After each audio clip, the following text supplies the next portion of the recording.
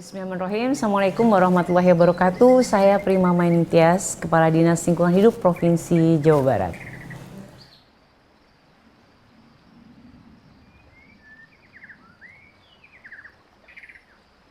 KRP kita tahu kebijakan rencana program. Apakah itu RPJP pembangunan jangka panjang, RPJMD, kemudian kebijakan RT RW sampai dengan RDTR, semua harus dilandasi dengan kajian lingkungan hidup strategis yang dilakukan oleh dinas ini. Jadi validasi daripada KLHS kabupaten kota semua yang ada di Jawa Barat, bahkan yang kita di Jawa Barat untuk rencana pembangunan yang ada di Jawa Barat yang divalidasi oleh KLHK, semua harus berdasarkan kajian lingkungan hidup strategis. Apa itu kajian lingkungan hidup strategis?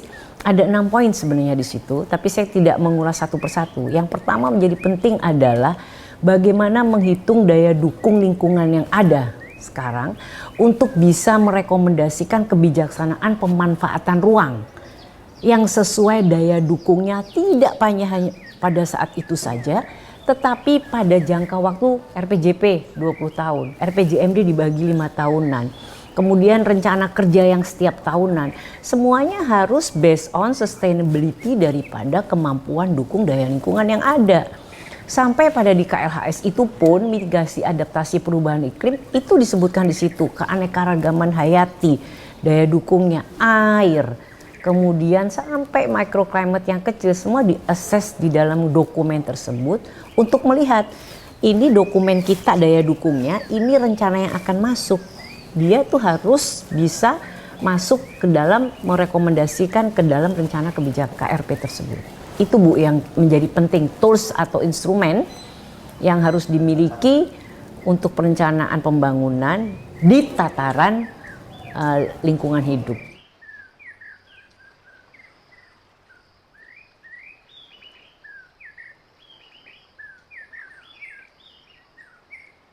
Kita sudah ngukur sebenarnya daya dukung lingkungan menjadi limited factor yang very important thing sekali adalah air. Jadi rebana itu keterbatasan sumber daya air, apakah air bawah tanah, air permukaan begitu ya, untuk mendukung rencana tentang kawasan industri yang ada di sana. Itu sudah kita masukkan kepada rencana tata ruang yang ada untuk rebana. Kita sudah rekomendasikan itu. Kemudian setelah itu apa yang harus kita lakukan? Perizinan yang akan dilakukan pada kawasan itu di-assess-nya di dokumen lingkungan. Apakah itu AMDAL, UKL, UPL, bahkan mungkin sampai dengan SPPL, kita harus batasi rona lingkungan hidup untuk mengakses dampak penting hipotetik yang nantinya menjadi rekomendasi teknis untuk harus diperhatikan masing-masing kegiatan atau usaha itu dikeluarkan oleh kita juga dalam persetujuan lingkungan plus Pertek, Rintek B3, izin-izin teknis lainnya.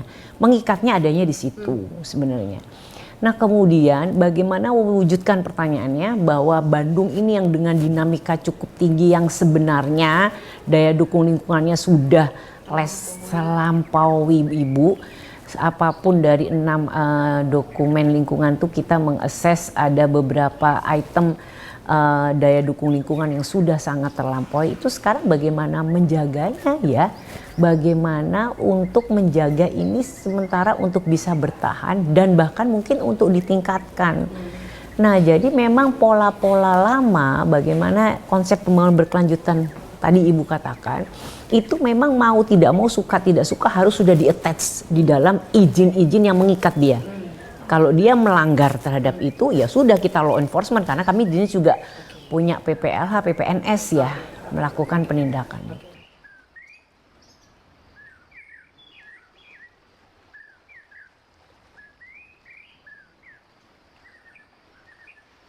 Salah satu tools instrumennya yang mengikat adalah validasi kajian lingkungan hidup strategis yang nanti menjadi implementasi rencana kerja pemerintah maupun rencana tata ruang. Nah, bagaimana mensinergikan antara kabupaten kota tadi kata Ibu yang melintasi itu tools kita ada di situ mainnya. Jadi kita memberikan arahan supaya sinergi sudah barang tentu provinsi harus ngikut pusat, kabupaten juga harus ngikut provinsi. Nah, sekarang pertanyaan kedua bagaimana memberdayakan masyarakat yang ada di sana untuk ikut terlibat. Nah di dalam KLHS lagi saya katakan itu ada, kita buka ruang publik, kita buka FGD diskusi publik. Kami juga punya kegiatan pemberdayaan masyarakat, ada Eco Village, ada patroli sungai, ada kampung iklim, ada adiwiyata, ada sekolah berbudaya lingkungan.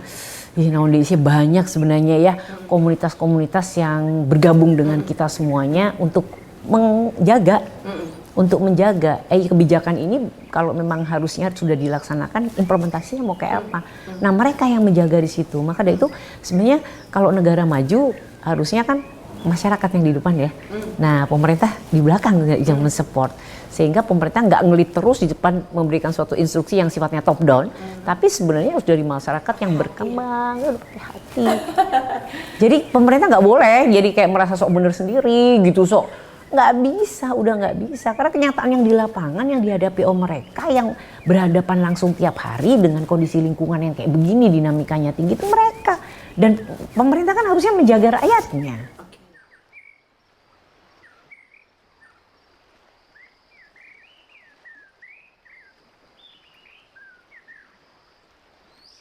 Jadi sebenarnya tidak hanya 3 ya konsep pentahelix itu ya.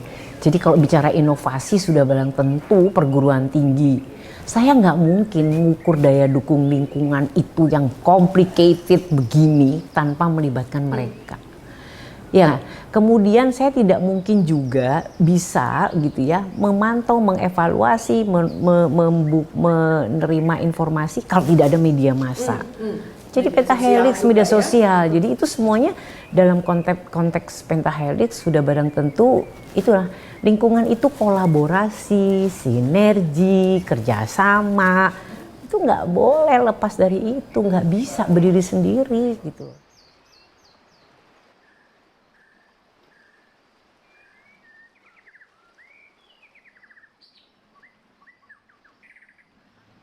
Jadi kalau kita mau bedah detail lagi sebenarnya untuk mencara kuantitatifnya untuk kita bisa lihat, contoh adalah penerapan bagaimana persentase kawasan lindung, gitu ya. Kemudian kaitan pembatasan perizinan pemanfaatan sumber daya air sudah dilakukan yang ada geologi, ya itu adalah aturan-aturan yang mengikat supaya yang tadi kita sampaikan si rencana nggak hanya rencana saja tapi implementasinya tidak bisa dilakukan. Nah, kemudian upaya-upaya kami dari perizinan lingkungan. Perizinan lingkungan itu kajiannya adalah geofisika, kemudian Spolek, Sosbud, Hankam itu sampai ke sana kita assess. Apakah si daya dukungnya dari aspek tersebut bisa terpenuhi atau tidak? Kalau tidak, kami berkewenangan membatasi. Cukup gitu ya? Cukup, itu kemarin ada begitu contoh real. Perusahaan industri air mineral ingin ngambil air bawah tanah. Saya minta kajian isotop sampai Anda lakukan. Tidak semua tuh KDS bisa meminta kajian teknis untuk tahu sumber daya air di bawah tanah. Dan saya minta simulasi permodelan. Kalau andai kata usaha Anda sampai 20 tahun penduduk saya populasinya berapa? Dan berapa tingkat konsumsi yang dilakukan dengan neraca air Anda yang sudah Anda buat. Kalau itu enggak, saya kasih dia cuma 50%. Nah itu bentuk tools-tools yang benar-benar implementatif di lapangan untuk membatasi tadi. Jadi memang gitu Bu, kalau mau dibedah satu-satu di KLHS gitu panjang, masih banyak yang bisa kita lakukan. Mana-mana koridor yang masih bisa kita toleransi, mana-mana yang sudah tidak gitu ya, tidak bisa. Mana-mana yang masih bisa kita beli ruang untuk bisa melakukan kegiatan usaha pada parameter-parameter yang sudah kita tentukan. Agar tadi semuanya indeks kualitas lingkungan hidup, air, udara, tutupan lahan, air laut, kemudian emisi GRK, itu semua targetan yang sudah kita tentukan dapat tercapai dalam dokumen perencanaan pembangunan daerah.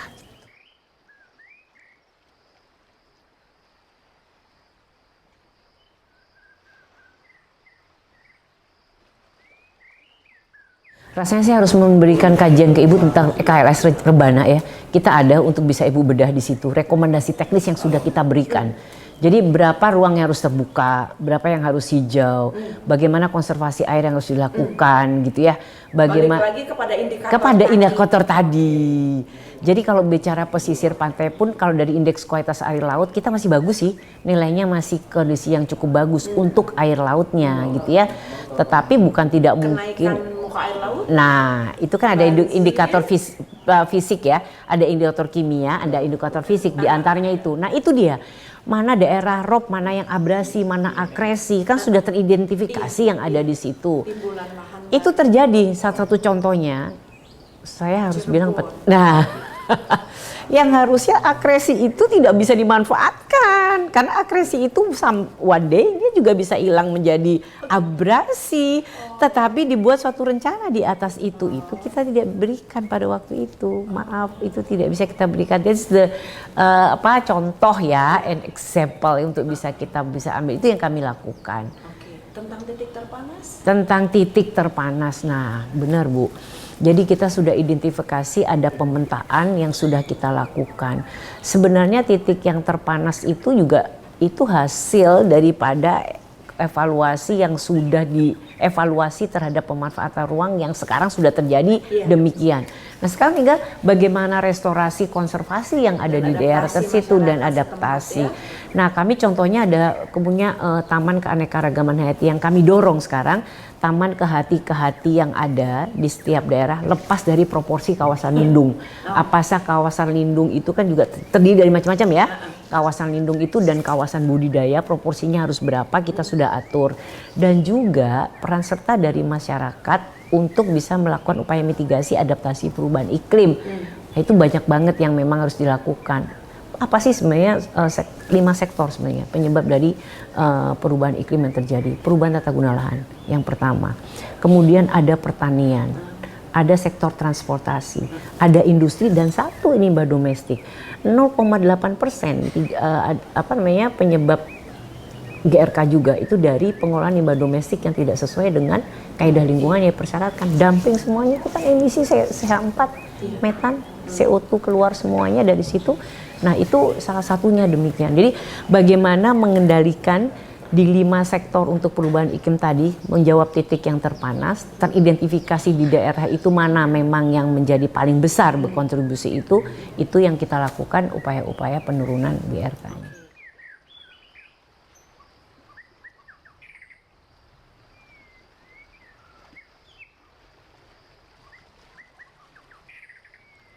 Ya, pesan terakhir izin kami dari Dinas Lingkungan Hidup Provinsi Jawa Barat melihat indeks kualitas lingkungan hidup Provinsi yang Jawa Barat yang tidak baik-baik saja. Di se-Indonesia kita itu Jawa itu berada di 5 terbawah selalu dalam periode berapa puluh tahun ini, mengindikasikan bahwa kualitas lingkungan hidup sebenarnya di Jawa ini, khususnya di Jawa Barat, tidak dalam kondisi baik saja. Karena emang kategorinya kondisinya sedang, lepas dari berbagai parameter penyusunnya ada yang cukup baik. Sehingga ini memohon kepada semua stakeholders, semua lini pemerintahan sampai dengan yang terkecil pun sudah harus memikirkan pembangunan yang benar-benar memikirkan keberlanjutan lingkungan. Ingat ya, berbicara lingkungan tidak ada batas administrasi karena sifatnya borderless, ekosistem bicaranya. Ingat ya bahwa lingkungan ini tidak bisa baik hanya dari pemerintah. Semua orang pentahelix harus juga ikut terlibat. Dan yang menjadi penting, komitmen dan political will daripada pengambil kebijakan. Pesan saya itu. Kalau pemerintah daerah, bupati terpilih yang baru saja hanya mengejar, hanya mengejar pendapatan asli daerah tanpa Anda memikirkan keberlanjutan lingkungan, akan rugi dan apa yang Anda dapat dengan nanti yang dikeluarkan dari bencana yang ada akan jauh lebih besar. Jadi saya pikir komitmen dan political will ujungnya ada law enforcement harus berani menindak pada pelanggar terhadap lingkungan harus juga berani dilakukan. Sehingga bagaimana lingkungan itu harus dikerjakan oleh orang dengan hati yang bersih, dengan niat yang tulus ikhlas dan hanya menjadi ibadah karena Allah Subhanahu wa Ta'ala.